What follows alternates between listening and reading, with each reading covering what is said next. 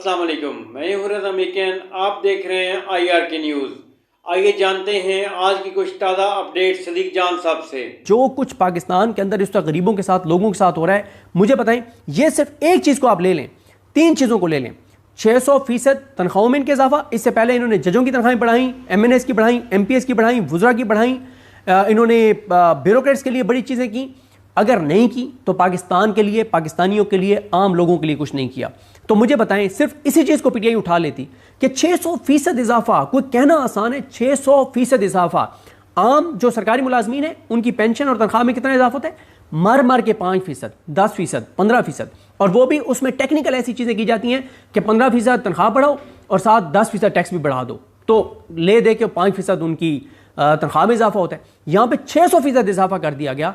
किसानों का 2200 अरब का एक साल में नुकसान हो गया। 2200 अरब, इमेजिन करें 2200 अरब कितने होते हैं। 2200 अरब का किसानों का नुकसान हो गया। लोग खुदकुशियां कर रहे हैं। दो तीन बच्चों को रहीम यार खान में एक बंदे ने जहर दे के और खुद भी खुदकुशी कर ली।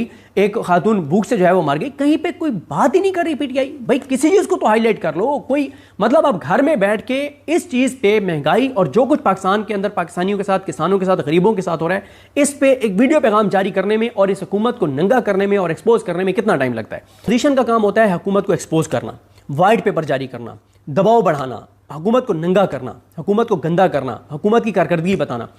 अरबों रुपए लगाकर इस निज़ाम ने एक झूठी परसेप्शन बना ली है कि पाकिस्तान का निज़ाम चल पड़ा है, चीज़ें सस्टेनेबल हो गई हैं। हालांकि हकीकत आप भी जानते हैं, मैं भी जानता हूं, लेकिन यह काम तो पोजीशन का है ना कि वो वाइट पेपर जारी करती है, वो बताती है।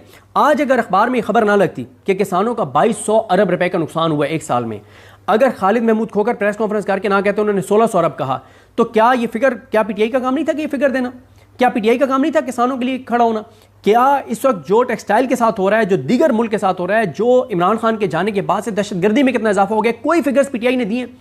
मैंने कई वीडियोस में कह चुका हूं कि PTI का एक ग्रुप है जो ऑफिशियल ग्रुप है, जैसे PMLN का है, पीपल्स पार्टी का है, PTI का है, जिसमें मीडिया को खबरें भेजी जाती हैं। ऑफिशियल जो उनका ग्रुप है, पिछले 6 माह में मुझे एक चीज़ का जवाब दे दें जो इनके मीडिया का करते धरते हैं PTI के, कि मुझे बताएं कि आपने हुकूमत के खिलाफ कितने वाइट पेपर जारी किए हैं, हुकूमत के खिलाफ कितने फैक्ट्स एंड फिगर्स जारी किए हैं, हुकूमत के कितने स्कैंडल्स आपने ब्रेक किए हैं, हुकूमत के कितने स्कैंडल्स को आपने एक्सपोज किया है। मुझे जवाब दे दें।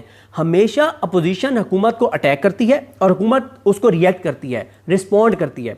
यहाँ पर उल्टा खाता है, हुकूमत PTI को अटैक करती है और PTI के मीडिया का जो ग्रुप है उसमें सिर्फ रिस्पॉन्ड जो PTI का मीडिया करता है, मीडिया टीम करती है, वो टिकर्स आते हैं।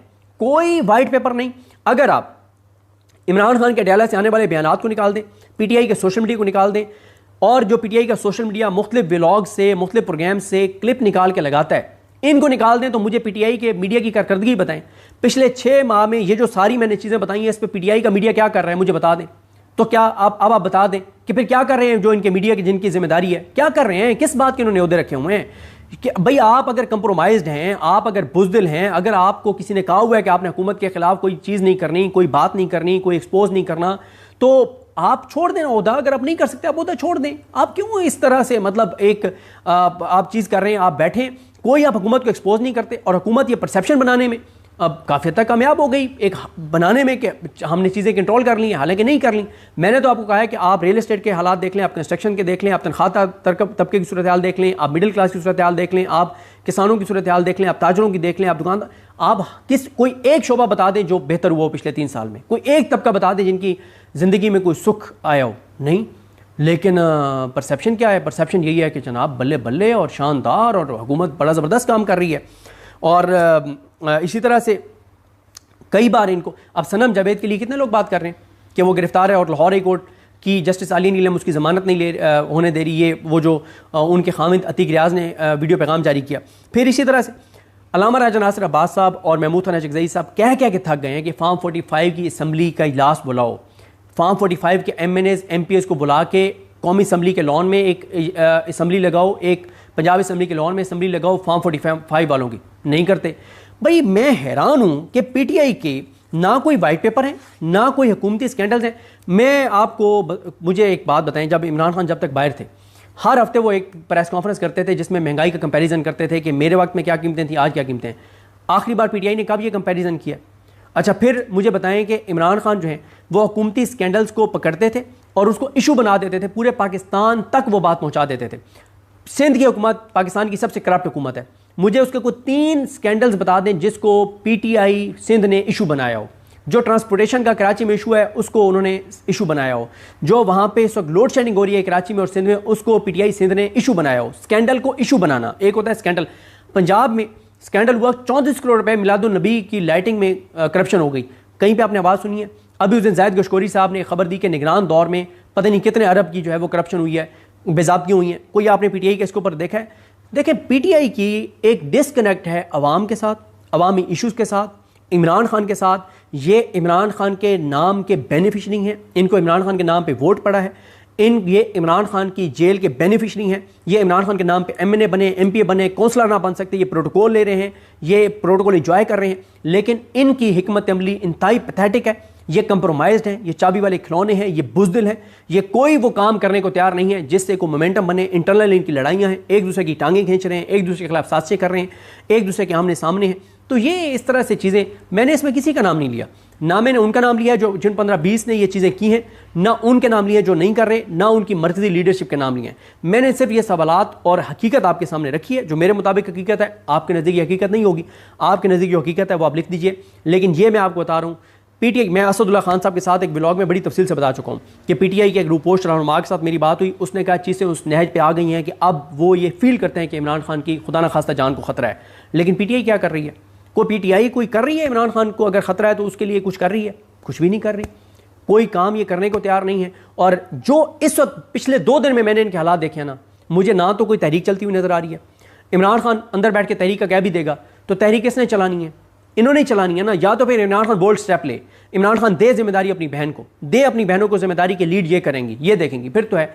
वरना जो इस वक्त सूरत हाल है, मैं आपको क्या क्या इनके किस्से बताऊं। एक वकील, बड़ा लाइक वकील, उससे बात की गई कि मखसूस नशस्तों के केस में उसको भी खड़ा किया जाए पीटीआई की कुछ लोगों की तरफ से वकील करके, क्योंकि नून लीग ने भी अभी इसमें वो पार्टी कुछ लोग बने, नून लीग और पीपल्स पार्टी के। वकील से बात हो गई, पिटीशन तैयार हो गई, पिटीशन दायर होनी थी। तो एक दिन पहले पीटीआई के एक बड़े वकील ने, जिसके पास इख्तियार है फैसलों का, उसने रोक दिया कि ये वकील पेश नहीं होगा। क्यों नहीं पेश होगा? वजह सिंपल थी जो समझ आती है कि वो लायक वकील है। वो जब लायक वकील, वो क्योंकि पीटीआई का हिस्सा नहीं है, वो लायक वकील जब दलाइल देगा, पूरा पाकिस्तान उसको देख रहा होगा, उसके दलाइल सुन रहा होगा, पूरे पाकिस्तान में उसकी बल्ले बल्ले हो जाएगी। एक और लायक बंदा, लोग कहेंगे कि इसको तो पीटीआई की लीगल टीम में होना चाहिए। और फिर एक और अगर पीटीआई में लीगल टीम में एक लायक बंदा आ जाएगा तो पहले जो 1-2 लायक बंदे हैं उनकी तो मोनोपोली ख़त्म हो जाएगी ना। इमरान खान तक भी बात पहुंच जाएगी कि यार वो फलां का पता चल, इमरान खान जेल बैठ के, उसके पास टीवी है, वो जेल बैठ के जब उसके दलाइल सुनेगा उस लायक वकील के, इमरान खान तो कहेगा कि इसको तो फ़ौरन लीगल टीम में लो, इसको तो मेरे साथ मुलाकात करवाओ, इसको फलाना केस भी दो, इसको फलाना केस भी दो। फिर मोनोपोली तो ख़त्म हो जाएगी, इजारादारी तो ख़त्म हो जाएगी। तो ये इंटरनल इनकी लड़ाइयाँ हैं, ये कंप्रोमाइज़ हैं, ये बुज़दिल हैं, ये चाबी वाले खिलौने हैं। और अगर बात इन्हीं पर रही तो इमरान खान की रिहाई नामुमकिन है, क्योंकि ये जितनी बड़ी लड़ाई है वो लड़ाई इन गैर संजीदा, इन चाबी वाले खिलौनों, इन बुज़दिलों और इन कंप्रोमाइज लोगों के साथ नहीं लड़ी जा सकती। तो नाजरीन, ये थी आज की ताज़ा अपडेट्स जो आपने जानी सदीक जान की ज़बानी। इसी के साथ अपने मेज़बान रज़ा मेकिन को इजाज़त दीजिए। अल्लाह हाफिज़।